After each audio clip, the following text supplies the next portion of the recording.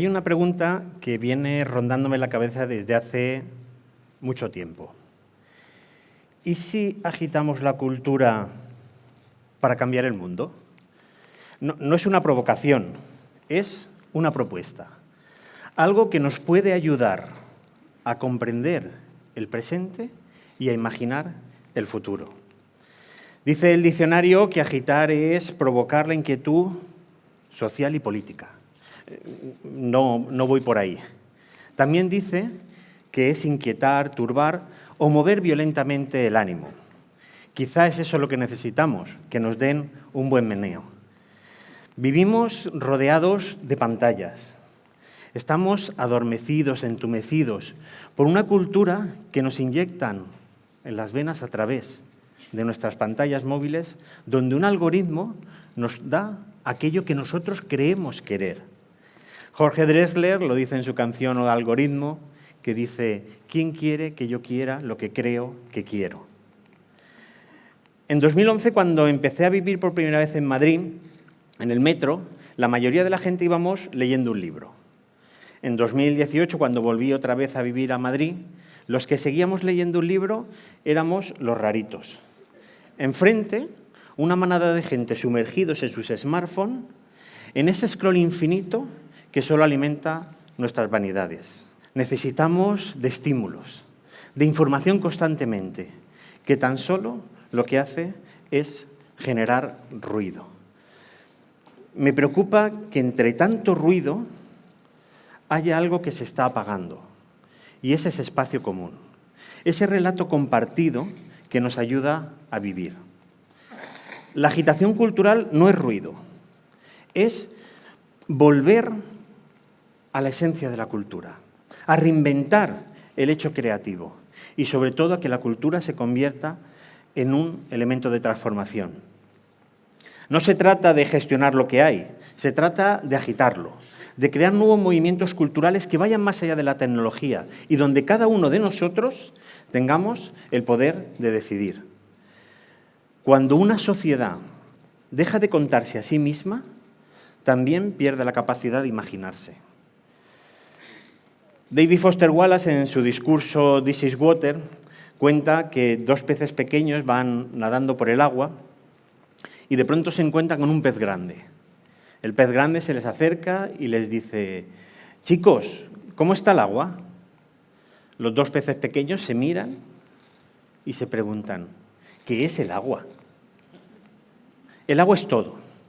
Y eso es la cultura, el medio invisible en el que vivimos. No lo vemos, pero lo impregna todo. La cultura es ese hilo que nos conecta a través de las historias, de las lenguas, del arte, de los rituales, de la memoria compartida.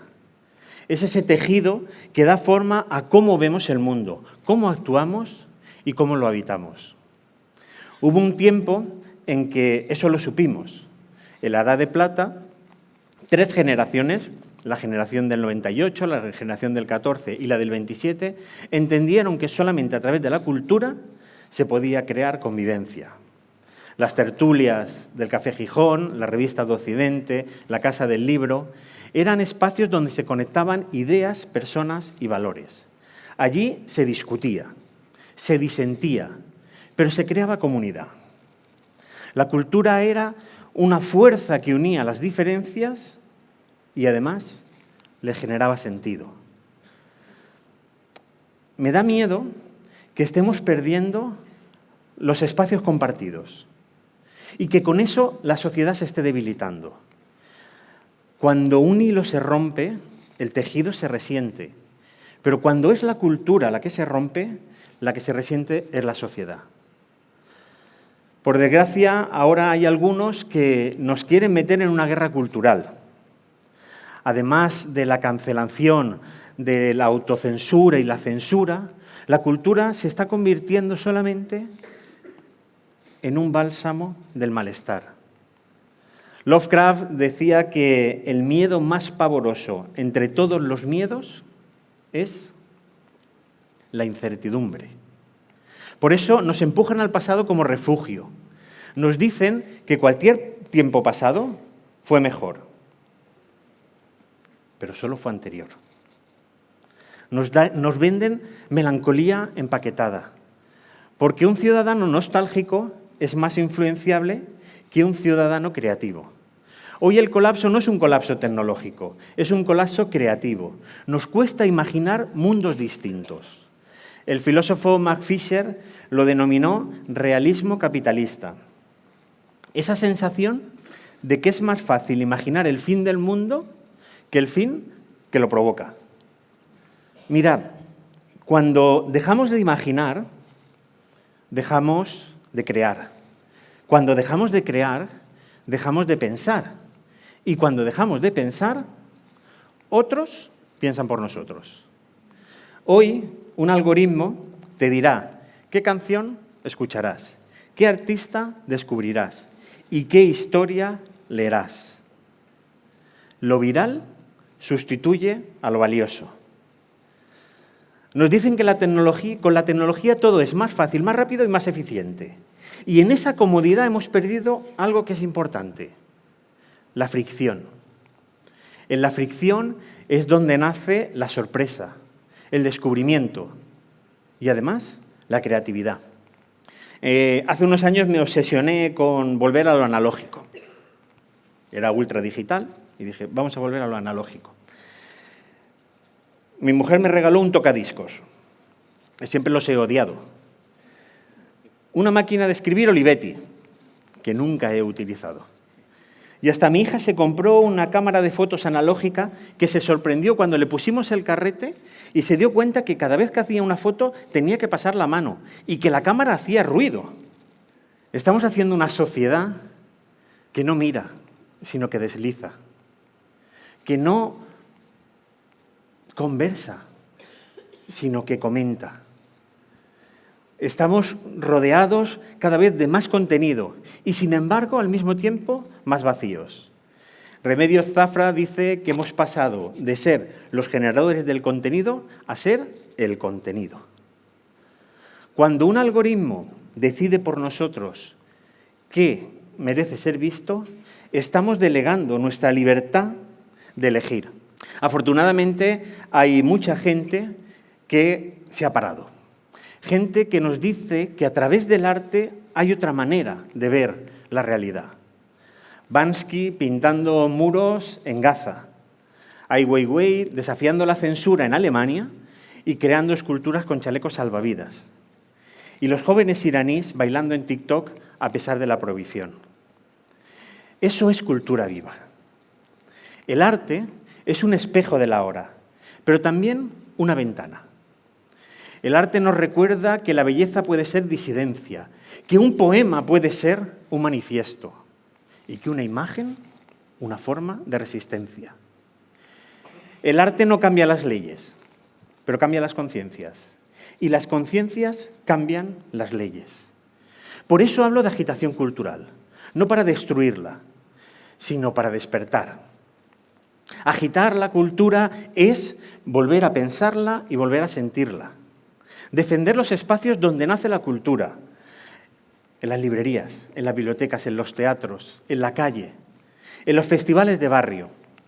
El año pasado tuve la oportunidad de comisariar Expoesía en Soria, una feria de poesía que se hace en un espacio abierto, donde la palabra tiene su valor más importante, la de conectar. Un espacio abierto para compartir belleza, ideas y valores. Aquí, en Ibiza, donde nos encontramos, cruce de caminos entre lo ancestral y lo nuevo, entre lo local y lo global. Eso es cultura viva. Por eso necesitamos que la cultura no solo entretenga, sino que nos enseñe a mirar, que no se consuma, sino que se experimente y que no sea neutra, porque no hay cultura neutral. Tenemos que generar nuevos relatos. Relatos que no nieguen la tecnología, pero que la humanicen. Que no idealicen el pasado, pero que lo comprendan. Y que no tengan miedo de mirar al futuro, pero que lo imaginen mejor. Tenemos que enseñar la mirada, saber distinguir entre lo viral y lo valioso, y a usar esta inteligencia colectiva no para repetir, sino para crear. Algunos países han puesto el pensamiento creativo desde la escuela, porque han entendido que solamente con el pensamiento creativo se crea ciudadanía. El pensamiento creativo no se enseña, sino que se contagia. Por eso quiero haceros una pregunta, o mejor dicho, que imaginemos. Imaginemos cómo será la cultura en el siglo XXII. ¿Seguirá siendo tal como la conocemos ahora? ¿O solamente será una simulación de sí misma hecha por las máquinas? Os doy una primicia. El futuro no está escrito. El futuro se piensa y luego se dice. Pero si nos negamos a pensar en el futuro, lo que haremos es que otros lo pensarán por nosotros y dos, tan solo repetiremos un presente que se está convirtiendo en infinito. Por eso quiero animaros a algo sencillo. Agita tu cultura. Agita lo que das por sentado. Agita aquello que cuentas sin pensarlo. Agita las historias que te cuentan y las que tú también cuentas. Porque cada vez que abres un libro, cada vez que entras en un museo, en una librería, en una conversación honesta, cada vez que creas algo sin buscar likes, estás cambiando el mundo. La cultura no es un espectáculo, es una forma de esperanza. Y sin esperanza no hay relato. Y sin relato no hay futuro. Así que, ¿y si agitamos la cultura para cambiar el mundo? Gracias.